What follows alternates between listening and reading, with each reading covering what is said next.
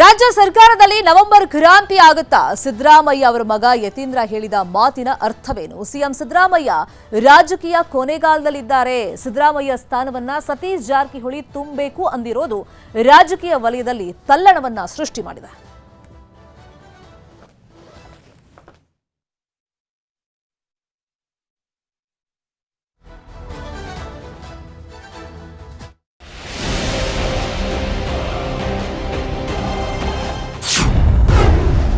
ಸಿದ್ದರಾಮಯ್ಯ ನಂತರ ಸತೀಶ್ ಉತ್ತರಾಧಿಕಾರಿ.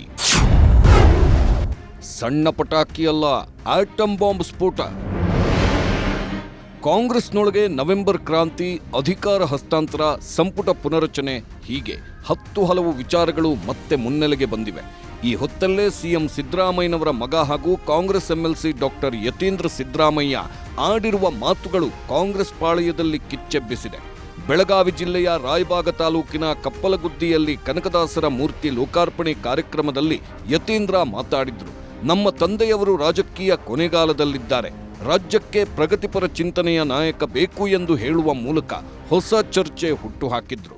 ಇವತ್ತು ತಂದೆಯವರು ಈಗ ಇನ್ನೇನು ರಾಜಕೀಯ ಕೊನೆಗಾಲದಲ್ಲಿದ್ದಾರೆ, ಅವರ ರಾಜಕೀಯ ಬದುಕಿನ ಕೊನೆ ಘಟ್ಟದಲ್ಲಿದ್ದಾರೆ. ಅಂತ ಸಮಯದಲ್ಲಿ ಈ ರೀತಿ ವೈಚಾರಿಕವಾಗಿ ಪ್ರಗತಿಪರವಾದಂತಹ ಸಿದ್ಧಾಂತ ಇಟ್ಕೊಂಡಿರೋರಿಗೆ ಮಾರ್ಗದರ್ಶನ ಮಾಡೋದಕ್ಕೆ, ಅವ್ರಿಗೆ ನೇತೃತ್ವ ವಹಿಸ್ಕೊಳ್ಳೋಕೆ ಒಬ್ರು ನಾಯಕರು ಬೇಕು. ಜಾರಕಿಹೊಳಿ ಅವರು ಅಂತ ಒಂದು ಜವಾಬ್ದಾರಿನ ವಹಿಸ್ಕೋತಾರೆ. ಕಾಂಗ್ರೆಸ್ ಪಕ್ಷದ ಸಿದ್ಧಾಂತ ನಂಬಿಕೆ ಇಟ್ಕೊಂಡಿರುವಂತ ಎಲ್ಲ ರಾಜಕಾರಣಿಗಳಿಗೆ, ಯುವ ನಾಯಕರಿಗೆ ಅವ್ರು ಮಾದರಿಯಾಗಿ ನಮ್ಮನ್ನು ಮುನ್ನಡೆಸ್ತಾರೆ ಅನ್ನೋ ಒಂದು ನಂಬಿಕೆ ನನಗಿದೆ. ಸೊ ಹಾಗಾಗಿ ಈ ರೀತಿ ಒಂದು ತತ್ವಬದ್ಧತೆ ಇರುವಂತಹ ನಾಯಕ ಸಿಗೋದು ಬಹಳ ಕಷ್ಟ ಅಂತ ಕೆಲಸನ ಜಾರಕಿಹೊಳಿ ಮಾಡ್ತಿದ್ದಾರೆ. ಒಂದ್ ಕಡೆ ಯತೀಂದ್ರ ಸಿದ್ದರಾಮಯ್ಯ ಹೀಗೆ ಹೇಳುತ್ತಿರುವಾಗಲೇ ಉಪಮುಖ್ಯಮಂತ್ರಿ ಡಿಕೆ ಶಿವಕುಮಾರ್ ಇಷ್ಟಾರ್ಥ ಸಿದ್ಧಿ ಪೂಜೆಯಲ್ಲಿ ತೊಡಗಿದ್ರು. ಎಲ್ಲದಕ್ಕೂ ಕೂಡ ಗುರು ಅನುಗ್ರಹ ಅವಶ್ಯಕತೆ ಇದೆ. ಅದಕ್ಕೆ ಇವತ್ತು ಅವ್ರದ್ದು ವಿಶೇಷವಾದಂಥ ದಿನ. ಸೊ ನಮ್ಮ ಕರ್ನಾಟಕ ರಾಜ್ಯಕ್ಕೆ ಎಲ್ಲ ಕೂಡ ಒಳ್ಳೆಯದಾಗಲಿ, ಶಾಂತಿ ಸಿಗಲಿ ಅಂತೇಳಿ ಭಗವಂತನಲ್ಲಿ ರಾಯರಲ್ಲಿ ಪ್ರಾರ್ಥನೆ ಮಾಡಿದ್ದೀವಿ. ಸಿದ್ದರಾಮಯ್ಯನವರ ಮಗ ಯತೀಂದ್ರ ಮಾತಿಗೂ ಟಾಂಗ್ ಕೊಟ್ರು. ಯತೀಂದ್ರ ಏನು ಹೇಳಿದ್ದಾರೆ ಅವರನ್ನೇ ಕೇಳಿ. ನನ್ನ ಬಗ್ಗೆ ಯಾರೂ ಚರ್ಚೆ ಮಾಡುವ ಅವಶ್ಯಕತೆ ಇಲ್ಲ. ನಾನು ಸಿದ್ದರಾಮಯ್ಯ ಏನು ಹೇಳಿದ್ದೇವೆ, ಪಾರ್ಟಿ ಏನು ಹೇಳುತ್ತೆ ನಾವು ಒಟ್ಟಿಗೆ ಕೆಲಸ ಮಾಡ್ಕೊಂಡು ಹೋಗ್ತೀವಿ ಅಂತ ಹೇಳಿದ್ದೀವಿ. ಅದಕ್ಕೆ ನಾನು ಬದ್ಧನಾಗಿದ್ದೇನೆ ಎಂದರು. ಅವ್ರ ಹತ್ರನೇ ಕೇಳಿ, ಅವ್ರು ಏನು ಹೇಳಿದ್ದಾರೆ ನೀವು ಅವ್ರು ಕೇಳಬೇಕು, ನನಗೆ ಕೇಳಿದ್ರೆ ನನಗೇನು ಅವಶ್ಯಕತೆ, ಯಾರು ನನ್ನ ಬಗ್ಗೆ ಚರ್ಚೆ ಮಾಡೋಂಥ ಅವಶ್ಯಕತೆ ಇಲ್ಲ. ನಾನು ಸಿದ್ದರಾಮಯ್ಯನವ್ರು ಏನು ಹೇಳಿದ್ದೀವಿ, ಪಾರ್ಟಿ ಏನು ಹೇಳ್ತದೆ ನಾವು ಒಟ್ಟಿಗೆ ಸೇರಿ ಕೆಲಸ ಮಾಡ್ಕೊಂಡು ಹೋಗ್ತೀವಿ ಅಂತ ಆ ಕೆಲಸಕ್ಕೆ ನಾನು ಬದ್ಧನಾಗಿ. ಹೀಗೆಲ್ಲ ಚರ್ಚೆಗಳು ನಡೆಯುತ್ತಿರುವಾಗಲೇ ಯತೀಂದ್ರ ಉಲ್ಟಾ ಹೊಡೆದ್ರು. ಕೊನೆಯ ದಿನ ಅಂದ್ರೆ ನಾಳೆಯೇ ಕೊನೆಯ ದಿನ ಅಲ್ಲ, 2028ರ ಚುನಾವಣೆ ಗಮನದಲ್ಲಿಟ್ಟುಕೊಂಡು ಹೇಳಿದ್ದೇನೆ ಎಂದು ಸ್ಪಷ್ಟನೆ ಕೊಟ್ಟರು. ತಂದೆಯವರು ಯಾವಾಗಲೂ ಕೂಡ ಸಾಮಾಜಿಕ ನ್ಯಾಯದಲ್ಲಿ ನಂಬಿಕೆ ಇಟ್ಕೊಂಡಿರುವಂಥದ್ದು, ಕಾಂಗ್ರೆಸ್ ಜಾತ್ಯತೀತ ಸಿದ್ಧಾಂತ ನಂಬಿಕೆ ಇಟ್ಕೊಂಡಿರೋದು. ಅದೇ ಸಿದ್ಧಾಂತಗಳಲ್ಲಿ ಸತೀಶ್ ಜಾರಕಿಹೊಳಿ ಕೂಡ ನಂಬಿಕೆ ಇಟ್ಕೊಂಡು ಅದೇ ಪ್ರಕಾರ ನಡ್ಕೊಂಡು ಹೋಗ್ತಿರೋರು.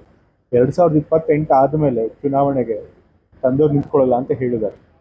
ಸೊ ಅದಾದಮೇಲೆ ಆ ಕಾಂಗ್ರೆಸ್ ಸಿದ್ಧಾಂತನ ಇಟ್ಕೊಂಡು, ಜಾತ್ಯತೀತ ಸಿದ್ಧಾಂತ ಇಟ್ಕೊಂಡು ಎಷ್ಟೊಂದು ಜನ ರಾಜಕಾರಣಿಗಳು ಇದ್ದಾರೆ ನಮ್ಮ ಪಕ್ಷದಲ್ಲಿ, ಬಹಳಷ್ಟು ಯುವ ರಾಜಕಾರಣಿಗಳಿದ್ದಾರೆ. ಸೊ ಅವ್ರನ್ನೆಲ್ಲ ಅವ್ರು ಲೀಡ್ ಮಾಡಲಿ, ಅವ್ರಿಗೆಲ್ಲರೂ ಮಾರ್ಗದರ್ಶನ ಕೊಡಲಿ ಅಂತ ಅಷ್ಟೇ. ನಾನು 2028ರ ಗಮನದಲ್ಲಿ ಇಟ್ಕೊಂಡು ನಾನು ಹೇಳಿದ್ದು ಕೊನೆ ದಿನ ಅಂತಂತಂದ್ರೆ ನಾಳೆ ಕೊನೆ ದಿನ. ಸೈದ್ಧಾಂತಿಕವಾಗಿ ರಾಜಕಾರಣ ಮಾಡೋರಿಗೆ ಅವರು ಲೀಡ್ ಮಾಡಲಿ, ಯಾಕಂದ್ರೆ ಕೂಡ ಅವರು ಕೂಡ ಒಬ್ಬ ಸೈದ್ಧಾಂತಿಕ ರಾಜಕಾರಣಿ. ಸೊ ಅಂಥವ್ರನ್ನ ಅವ್ರು ಲೀಡ್ ಮಾಡಲಿ. ಒಂದು ಕಡೆ ನವೆಂಬರ್ ಕ್ರಾಂತಿ ಮಾತು, ಇನ್ನೊಂದು ಕಡೆ ಪುನರಚನೆ ಸರ್ಕಸ್, ಅಷ್ಟೊತ್ತಿಗಾಗಲೇ ಪೂರ್ಣಾವಧಿ ಸಿಎಂ ಮಾತು. ಹೀಗೆ ದಿನದಿನಕ್ಕೂ ಕಾಂಗ್ರೆಸ್ನಲ್ಲಿ ಹೊಸ ಹೊಸ ಪಟಾಕಿಗಳು ಸಿಡಿಯುತ್ತಲೇ ಇವೆ. ಸಣ್ಣ ಪುಟ್ಟ ಪಟಾಕಿಗಳ ಮಧ್ಯೆ ಆಟಮ್ ಬಾಂಬ್ ಹಾಕಿಬಿಟ್ಟಿದ್ದಾರೆ ಡಾಕ್ಟರ್ ಯತೀಂದ್ರ. ಹಾಗಾಗಿ ಕಾಂಗ್ರೆಸ್ ಪಾಳೆಯದಲ್ಲಿನ ಮುಂದಿನ ಚಟುವಟಿಕೆಗಳು ಕುತೂಹಲ ಕೆರಳಿಸಿವೆ. Bureau report, news 18.